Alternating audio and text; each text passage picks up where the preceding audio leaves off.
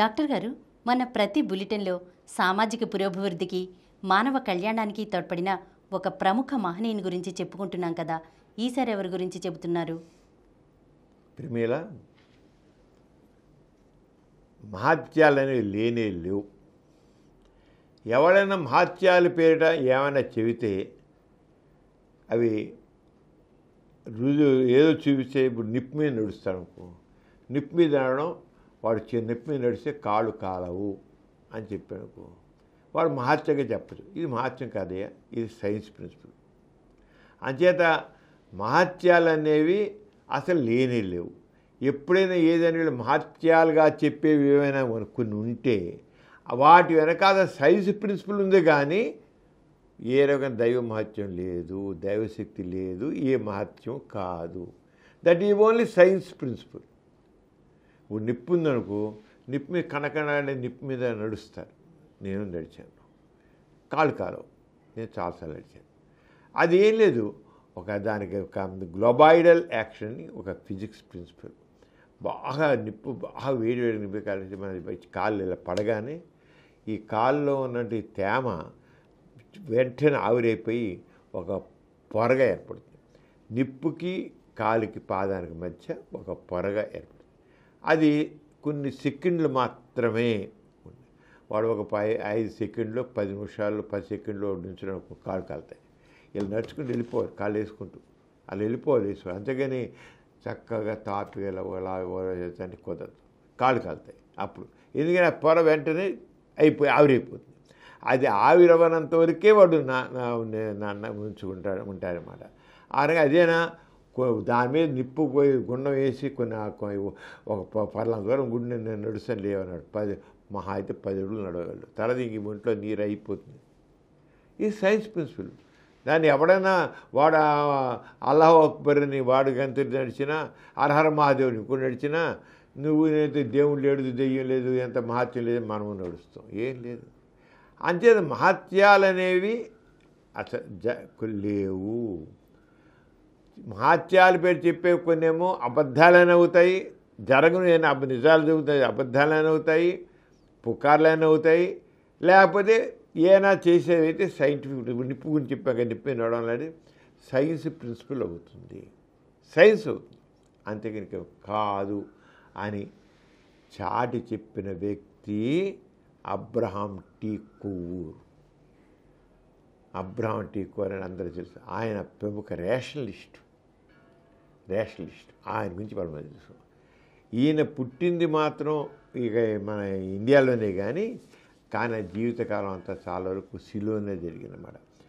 ఆయన 1898 ఏప్రిల్ 10న ఆయన పుట్టారు.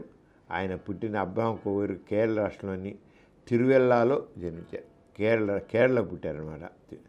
ఆయన తండ్రి మల్బార్లోని చర్చి జనరల్గా ఉండేవారట. అంత ఆయన పెద్ద క్రిస్టియన్ అయినా సరే ఈయన చివరికి నాస్తికుడిగా మారిపోయాడు అబ్రహాం కొవ్వూరు. ఆయన కాకుండా తర్వాత కలకత్తాలోని బంగసి కళాశాల విద్యాభ్యాసం చేశారు. దాంట్లో ఆయన వృక్షశాస్త్రంలో బాటనీ ఎంఎస్సీ చేశారు. ఆయన కేరళలోని జూనియర్ ప్రొఫెసర్గా పనిచేసిన తర్వాత శ్రీలంకలో వివిధ కళాశాలలో వృక్షశాస్త్రాన్ని బోధించారు. శ్రీలంక వెళ్ళిపోయారు. నాకు పదవి విరమణ కేరళ అయిపోయిన తర్వాత ఇండియా అంతా కేరళ విస్తృతం తిరిగాడు. ఆయన పుట్టింది మాత్రం ఇండియా, పెరిగిందంతా ఎక్కువ టైం అంతా కేరళ.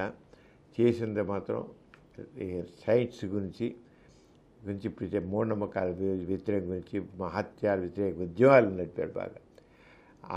భారతదేశంలోనూ శ్రీలంకలోనూ చేయడం కదా, ప్రపంచవ్యాప్తంగా కూడా పర్యటించి ఎక్కడా కూడా ఇక్కడ ఏ మిరకల్స్ లేవు ఆయన గట్టిగా చెప్పిన వ్యక్తి. ఆయన అతిశక్తులు నిర్మూలిస్తాం ఏం చేశాడు, ఎంత చేశా అంటే ఆయన పూర్తిగా దీనికి అంకితం అయిపోయాడు. ఆయన అతీత శక్తులు అనేవి లేవు, దైవ మహత్యాలంటూ లేవు, ఏమైనా ఎక్కడ జరుగుతాయంటే కేవలం సైన్స్ ప్రిన్సిపల్. ఆయనకు సవాల్ విసిరాడమ్మాయన. ఆయన జీవితకాలంలో తమ అతీత శక్తుల ద్వారా 22 అంశాలు ఆయన సవాల్. ఎవరైనా సరే అవి చేసి చూపిస్తే నేను అప్పుడు రోజుల్లో ఆయన ఉన్న రోజుల్లో ₹1,00,000 నేను బహుమతి ఇస్తాను. ₹1,00,000.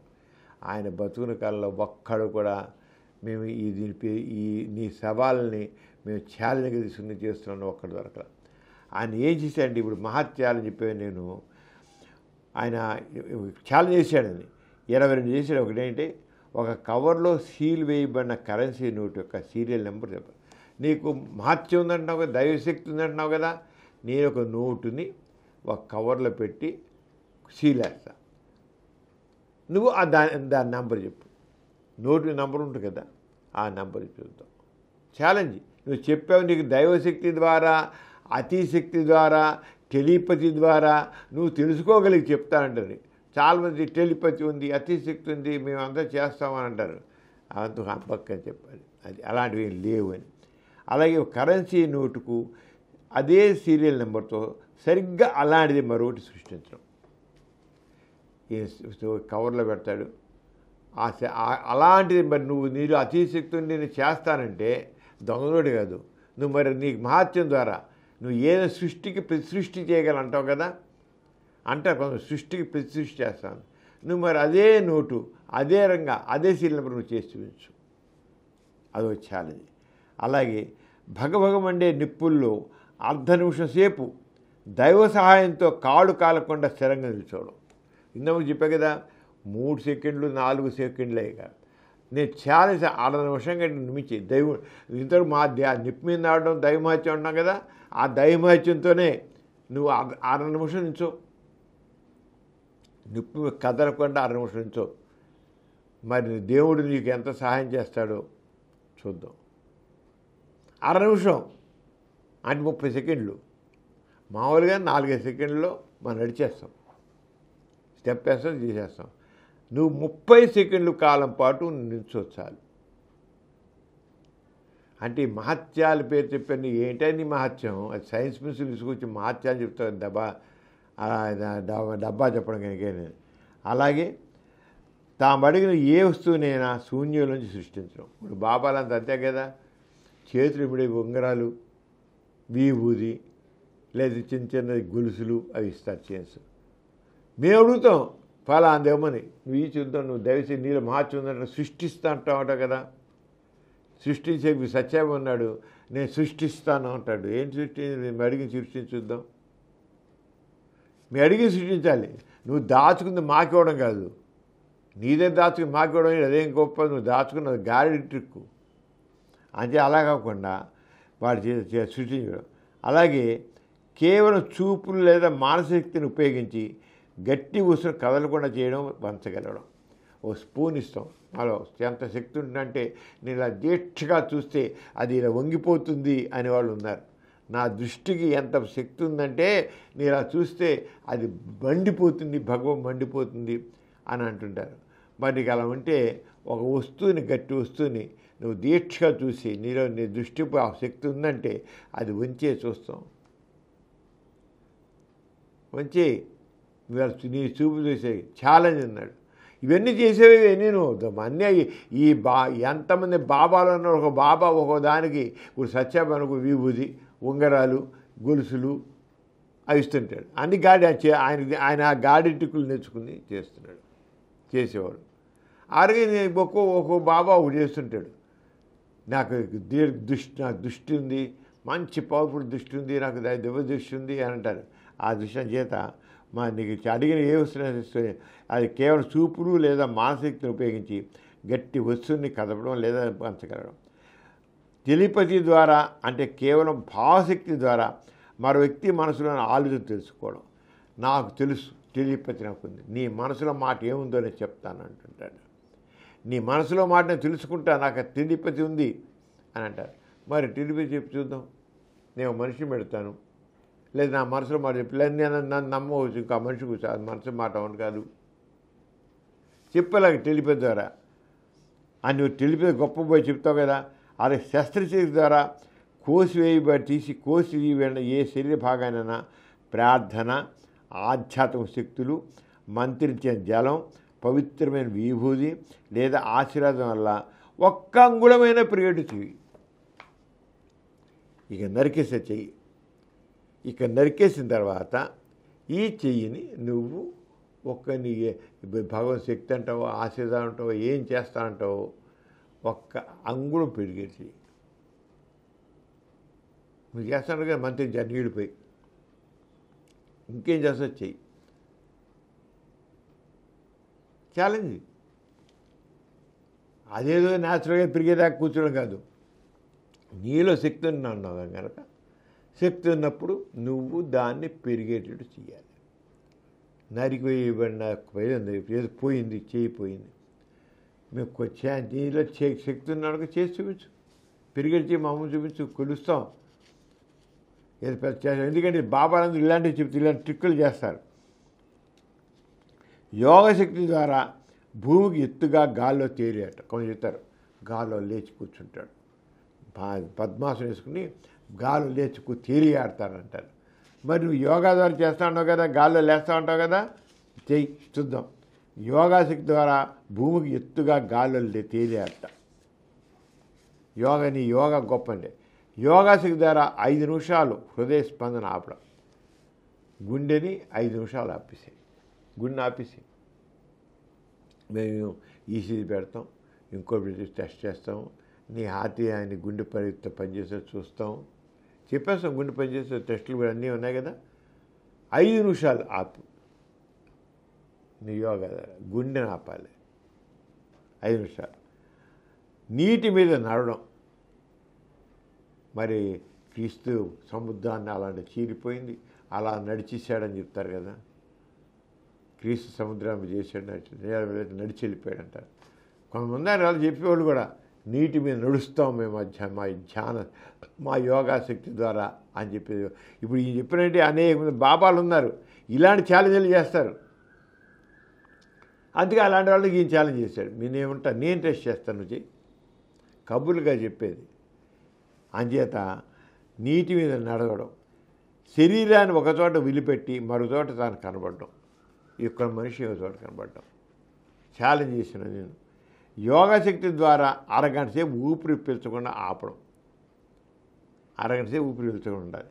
అతీంద్రియ ధ్యానం ద్వారా లేక మరే విధమైన ధ్యానం ద్వారా సృజనాత్మక వివేకాన్ని సృష్టించగలడం, పేరు ఇంటెలిజెన్స్ సృష్టించడం.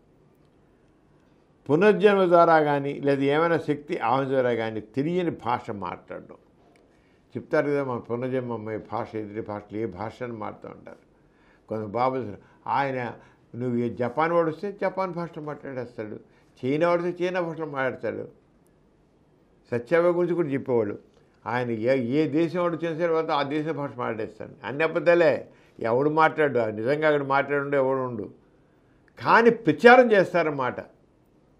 అంతే ఛాలెంజ్ చేస్తాను. నువ్వు నీ దేని చెప్పినట్టుగా ఆ భాషని చేయాలి, కానీ తెలియ భాష మాట.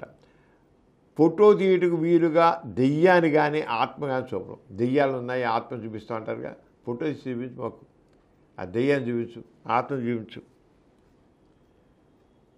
ఫోటో తీసినాడు ఫిల్మ్ నుంచి అదృశ్యమైపోవడం.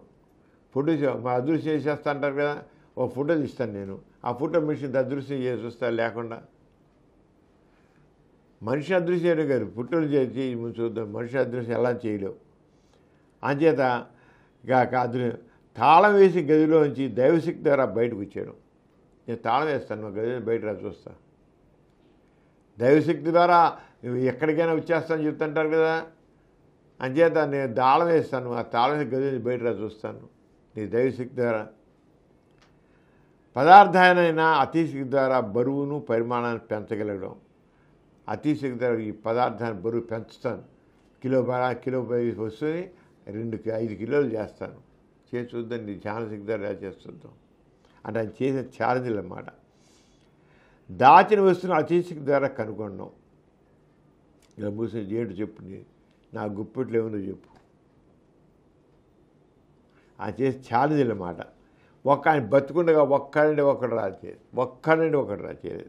అంటే ఇవన్నీ అంతే అంబక్కు ఎన్ని చేస్తారు. ఏ పదార్థమైనా అతిశక్తి ద్వారా అలాగే నీటిని పెట్రోల్గా కానీ మద్యంగా కానీ మార్చడం. సత్యావ గురించి చెప్తారు. ఆయన పిచ్చి వేరు పెట్టారంటే నీరు పెట్రోల్గా మారిపోయిందంట. నేను ఛాన్స్ నేను ఉంటాను, నా ముంచి కబుర్లు కాదు, నీటిని పెట్రోల్గా మార్చు. చస్తున్నాం మనకు వేలకు లక్షల కోట్లు ఖర్చు పెట్టి మనం పెట్రోల్ తెప్పించుకున్నాం, మేము డీజిల్ తెచ్చుకున్నాం. నిజంగానే శక్తి ఉంటే మన కష్టాన్ని నీరంతా పెట్రోల్గా డీజిల్గా చేయొచ్చుగా, లేదా చెరువులు నీరని చేసి సరిపోతుందిగా. అది అంత కబుర్లు అన్నమాట. నీటిని ఒక సత్యం చేయన పెట్రోల్ నీరుని ఇలా వేలు పెట్టి ఇలా తిప్పటికల్లా పెట్రోల్ అయిపోయిందట. అంచేత నీ అతి ధరక నీటిని పెట్రోల్ కానీ మద్యం కానీ మార్చడం, మద్యమును రక్తంగా మార్చడం, ఇలాంటివన్నీ చాలా మద్యాన్ని రక్తం మార్చట. జ్యోతిషులు కానీ హస్తసంధులు కానీ 10 జాతక చక్రాల నుంచి కానీ 10 చేతి ముద్రల నుంచి కానీ వాటిలో ఏవి స్త్రీలవో ఏ పురుషులో ఎవరు ఎప్పుడు బతుకున్నారో ఎవరు చనిపోయారో చెప్పగలడు. ఇవి పెడతాం, ఈ చేతి ముద్రలు పెడితే జాతకాలు చెబుతారు కదా, ఎవరు మగవాళ్ళవి ఎవరు ఆడవాళ్ళవి, ఆడ బతుకున్నారా చనిపోయారా చెప్పగలరు. మరి జ్యోతిషాలు జాతకాలు చెబుతారు కదా, అంత జాతకాలు చెప్పే మనిషి ఈ ముద్దలు చెప్పచ్చుగా ఏంటని. ఇలాగైనా 22 ఛాలెంజ్ చేశాడు. ఆయన జీవితకాలంలో ఏ ఒక్కడు ముందుకు రాలేదు. అంటే మహత్యాల పేరు జనాల్ని ఎంత బురిడి కొట్టిస్తున్నారు ఈ మనుషులని, బాబాలు స్వామీజీలు అంటారు. ఎంతమంది ఉన్నారు, డేరా బాబా, ఇంకో బాబా, అందరూ జనాల్ని చీట్ చేయడం వాళ్ళు. ఎవడైనా మహత్యాలు లేవు. ఈ మహత్యాలు చెప్పేవి దైవశక్తి పెద్ద ఒట్టి హంపక్కు. కానీ ఇక ఆయన ఉండగా డిసిల్వా అనే అతను ఒకడు 1967లో నేవిల్ డిసిల్వా అని ఆయన తన అతీశక్తులు నిరూపించగలనని టైమ్స్ ఆఫ్ సిలోన్లో ప్రకటించాట. ఈయన చేస్తున్నాడు కదా, ఒక ఆయన మాత్రం శ్రీ నేవిల్ డిసిల్వా అని ఆయన టైమ్స్ ఆఫ్ సిలోన్ పేపర్లో నేను చేస్తా అన్నాడు. ఆ పత్రిక సంపాదకుల సమక్షంలోనే కొవ్వూరు 1967 ఆగస్టు 1న సిల్వాను పరీక్షించారు. ఆయన 7 ప్రశ్నలు రాసి ఒక కవర్లో పెట్టి సీలు వేశారు. ఏం చెప్తాను, అత్యంత జ్ఞానం ఉందన్నాడు కదా, అందుచేత 7 ప్రశ్నలు రాసి ఒక కవర్లో పెట్టి సీలు వేశాడు. ఆ కవరు సంపాదకులు ఇచ్చి కవర్లో వ్రాయబడిన ప్రశ్నలను అతీంద్ర జ్ఞానం ద్వారా తెలుసుకొని వాటిని డిసిల్వా సమాధానం రాసి చూపించాలి. ప్రశ్నలు వచ్చాను పెట్టాను, దానికి ఆయన అతీంద్ర జ్ఞానంలో నేను చెప్పేసి నా క్వశ్చన్ నెంబర్ 1, క్వశ్చన్ నెంబర్ 2 అడిగాను. ఇండియా ప్రెసిడెంట్ ఎవరు, అమెరికా ప్రెసిడెంట్ ఎవరు, రష్యా ప్రైమ్ మినిస్టర్ ఎవరు, ఇలా అడుగుంటాడు. అని అని ఆయన పెట్టాట. సీలేసి దానికి రాయబడిన ప్రశ్న అతీంద్ర జ్ఞానం ద్వారా తెలుసుకుని వాడు డిసిల్వా సమాధానం రాసి చూపించాలి. తీరా డిసిల్వా సమాధానం రాసిన తర్వాత రాశాడు. ఆ మహానుభావుడు ఛాలెంజ్ చేశాడు కదా, వాడు మెంటలోడు అన్నమాట, రాశాడు. తీరా డిసిల్వా సమాధానం రాసిన తర్వాత టైమ్స్ ఆఫ్ సిలోన్ పత్రికా సంపాదకులు కొవ్వూరు ప్రశ్నలు ఉంచిన కవర్ తెరిచి అయితే ఒక్క ప్రశ్నకు కూడా జవాబు లేదట. సాధారణంగా నాకు ఉద్యోగం ఎప్పుడు వస్తుంది, నా పెళ్ళి ఎప్పుడు వస్తుంది, నా పిల్లలు పుడతారా, నాకు ఇంక్రిమెంట్ వస్తుందా, ఇలాంటి ప్రశ్నలు అడుగుతారు. సాధారణంగా అలాంటి వాటికి చెప్పేస్తుంటారు. వెళ్ళేవాళ్ళందరూ కూడా అలాంటి ప్రశ్నలు అడుగుతుంటారు. కొవ్వూరు వాళ్ళు అడగలేదు, ఆయన అందరికీ అలాగే జవాబు ఇచ్చాడు. ఒక్క ప్రశ్నకు కూడా సమాధానం లేదు. ఒకే ఒక్క జీవితకాలం చెప్పాడు, వాడు కూడా బోర్ల పడ్డాడు. అంచేత ఈ మహత్యాలని చెప్పేవన్నీ కూడా ఒట్టి హంబక్తి తప్పకే కాదు. మహత్యాలని లేవు, దైవశక్తులని లేవు. ఈ విషయంలో మరి ఒక మహోద్యమంగా అబ్రహం కొవ్వూరు చేశారు. ఆయన చాలా ఎక్కువ చేసి ఆయన చాలా గొప్ప చేసిన అలాంటి వ్యక్తి 1978 సెప్టెంబర్ 18న కన్ను మూశారు. ఆయన మన నాస్తిక కేంద్రానికి కూడా చాలా సన్నిహితులు. నాస్తిక కేంద్రానికి కూడా 2-3 సార్లు వచ్చారు. ఆయన గోరాగారు రాసిన పుస్తకాలు కూడా ఆయన ఆవిష్కరించారు.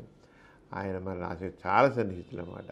గోరాగారు ఆంధ్రప్రదేశ్లో ఆయన పర్యటించినప్పుడు గోరాగారు ఆయన కలిసి కూడా పర్యటించారు, కలిసి చేశారన్నమాట. అందుచేత ఈ రంగా ఇలాంటి వాళ్ళే మనలాంటి వాళ్ళకి ఒక రకం స్ఫూర్తి. ఆ స్ఫూర్తి ఎందుకని నిజం ఊరి గుడ్డిగా నమ్మడం కాదు, ప్రశ్నించు, పరిశీలించు, పరీక్షించు, అది కావాలి. ఆ రంగా కొవ్వూరు అందరికీ ఆదర్శం. ఈ కార్యక్రమం మీకు ఎంతో నచ్చింది కదా.